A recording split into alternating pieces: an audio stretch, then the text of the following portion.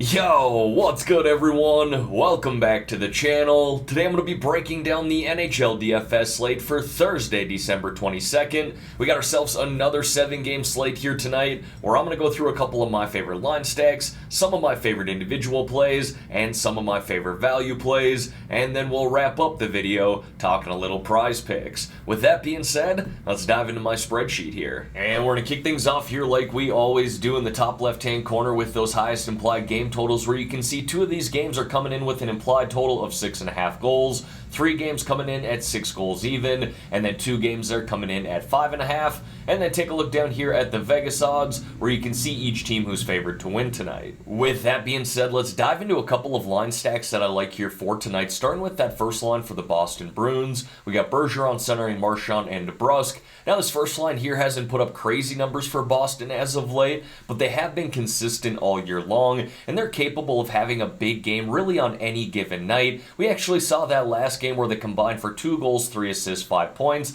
and that's actually with leaving DeBrusk off the score sheet. Bergeron and Marchand put up all of them points themselves. You could even do a little mini stack with those two, combine them with someone like Charlie McAvoy, but I do like that all 3 of these guys play up on the number 1 power play, especially considering in this matchup here against the Winnipeg Jets, who have really struggled on the penalty kill as of late, just hitting at a 66.7% rate over their past 6 games. And then a cheaper line stack I like here tonight is that second line for the Seattle Kraken. We got Beniers centering McCann and Eberle. Great matchup here on the road against the Vancouver Canucks, who've allowed 3.90 goals per game this season, the 3rd most in the NHL. This team really does struggle defensively, and they have the league's worst penalty kill that's hit at just a 67% rate. Now we're going to see Beniers and Eberle play up on the number 1 power play. McCann plays down on the 2nd, but these guys do log solid minutes together 5-on-5, and all 3 are capable of having a multiple point night. Now folks, before we dive into some of my favorite individual plays, there are 2 things. Number 1, if you could like this video and subscribe to the channel, I would greatly appreciate that. And number 2, this will be my last video for both the NHL and NFL side of things for this week. I got family traveling into Colorado here tonight, staying with me throughout the weekend and spending Christmas together, so I'm really looking forward to that and want to enjoy my downtime with them. But I will be back on Tuesday for that Nhl Dfs slate. Alright, now diving into some of my favorite individual plays here, we're going to kick it off with the forwards. Now on the other side of that game between Seattle and Vancouver, I do like Bo Horvat as well. Leads this team in goals with 22 in 31 games, leads the team in expected goals as well, so the chances have been there, and he's finishing on those chances at a very high rate. I do like the matchup here against Seattle as well. Seattle doesn't necessarily allow a lot of shots, but they haven't been a great defensive team this year, allowing 3.16 goals per game, and a penalty kill that's hit at just a 69% rate. That's the 3rd worst in the NHL. Horvat plays up on the first line, plays up on the number 1 power play. You take a look here at his last 10 games, he's been able to rack up 5 goals, 3 assists, 8 points, while averaging around 2.5 shots on net per game. I then got Drake Batherson there of the Ottawa Senators, who's been playing some lights out hockey as of late, maybe some of the best hockey he's played in his NHL career, getting time on that second line and number 1 power play. Take a look here at his last 10 games, he's racked up 6 goals, 7 assists, 13 points, while averaging around 4 shots on net per game, and he's been awesome on that number 1 power play too. You can see there, of those 13 points, 5 of those goals and 4 of those assists, or 9 of the points, have come on the power play. I then got Rickard Rakell there of the Pittsburgh Penguins. Now the Penguins do have a tough matchup at home here tonight against the Carolina Hurricanes, who are one of the best defensive teams in the NHL, but this first line for Pittsburgh has truly been playing some really good hockey as of late. The chemistry between Crosby, Rakell, and Gensel is only getting better on a nightly basis. I mean, there are times here over the past few games where they are completely taking over the game and dominating the opponent. They did that last game against the Rangers. It was really fun to watch.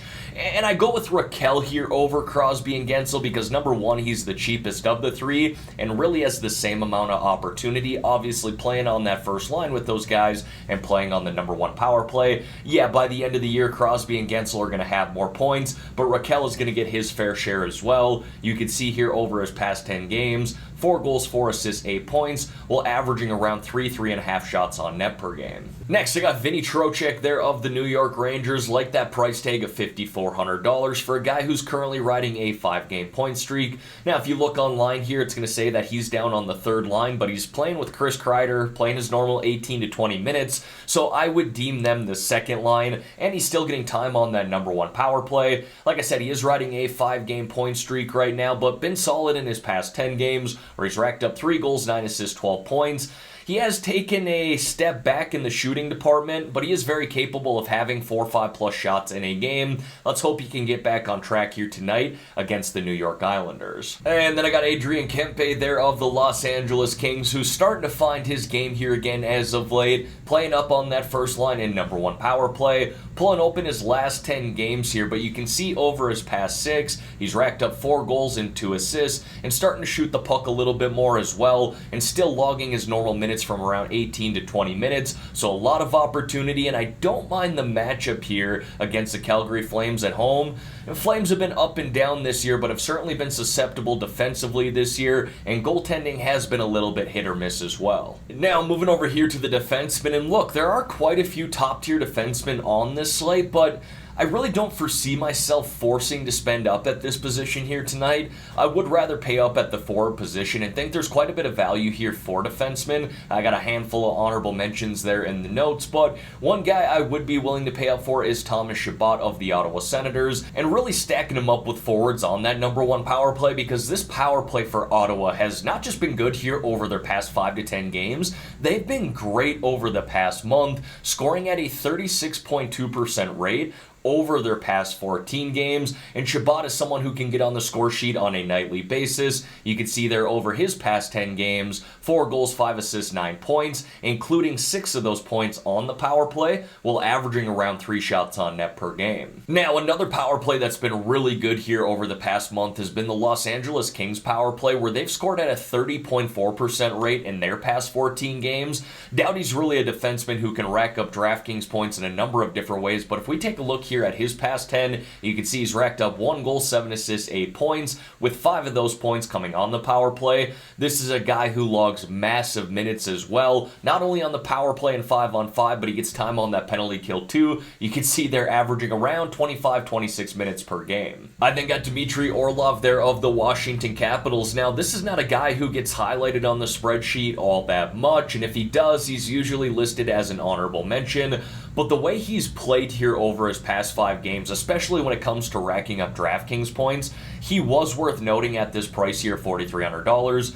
Now, not to bore you with numbers, but over his past 5 games, he's racked up in order 11.3, 13.8, 16.3, 12.8, and 17.1 DraftKings points, hitting 3-4x value on a nightly basis at this price. Now, he plays on that number 2 power play, gets time on the penalty kill, and logs around 22-23 minutes per night. And you can see here over his past 5 games, he's also scored 2 goals and had 2 assists, combining for 4 points. And then a cheaper defenseman play that I like here is Justin Schultz of the Seattle Kraken, and I'm primarily targeting him on that number 1 power play for Seattle, stacking him up with guys like Matty Beniers and Jordan Eberle, or even someone like Daniel Sprong, but I just want to get exposure to that number 1 power play because, again, the Vancouver Canucks have legitimately had the worst penalty kill all year long. Schultz has now racked up 17 points through 29 games, and 7 of those 17 points have come on the PP. And then I got a couple of goaltenders there for you, and I do prefer to spend up at the goalie position here tonight. I think a lot of people are going to be on Connor Hellebuck of the Winnipeg Jets.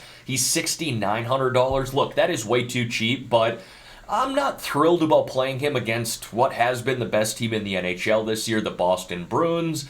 I do like the Boston Bruins goaltender here, Linus Ullmark, and there's really not much else to say other than the fact that he's now 18-1-1 on the season with a goals allowed average of 1.89 and a save percentage of .937. He's truly dominated all year long. Now, I like Tristan Jarry here as well, but on the other side of this game, Peter Kochetkov, he's not a bad price either if you're looking for a lower price goaltender. So look, I kind of just like both of these games here in general. If you're looking for the safer safer plays, I like Jari and Ullmark. If you're looking for the high upside plays, that's Kochetkov and Hellebuck. But Jari here has been lights out over his past 11 games, going 10-0-1 with the goals allowed average of 1.71 and a save percentage of .947. Just awesome numbers there. And as always, going to wrap up this spreadsheet here with 3 low-priced options or sub-4K forward plays. First guy I got there is Dylan Dubé of the Calgary Flames. Been playing some really good hockey up on that first line for the Flames and still getting time on the number 2 power play. You can see here in just his past 4 games, he's racked up 2 goals, 5 assists, 7 points,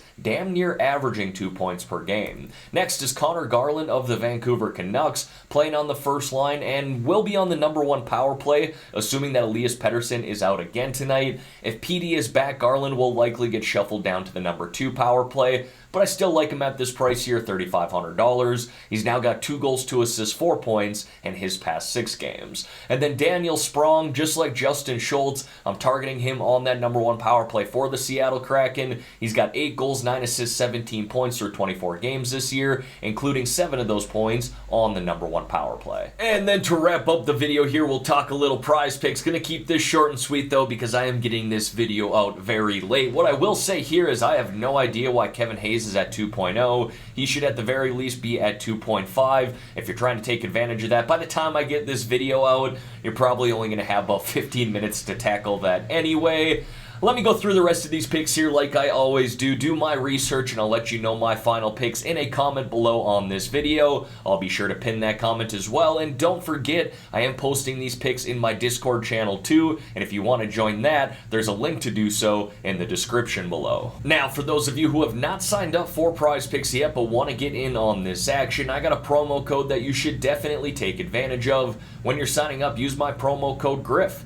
GRIFF, and Prize Picks will give you all the way up to a $100 match deposit. Now again, you do not have to put $100 in. You want to put in 50, they'll match that 50. You want to put in 20, they'll match that 20. They will match anything up to $100, again, as long as you're using my promo code GRIFF, GRIFF, upon signing up. Alright everyone, that is going to wrap up this video here for today. As always, thank you all for taking the time out of your day to watch the content here on this channel. If you could like this video and subscribe to the channel, I would greatly appreciate that. Let's have ourselves a great day here, folks. Let's win some money on this 7-game slate. In the meantime, I'm out of here.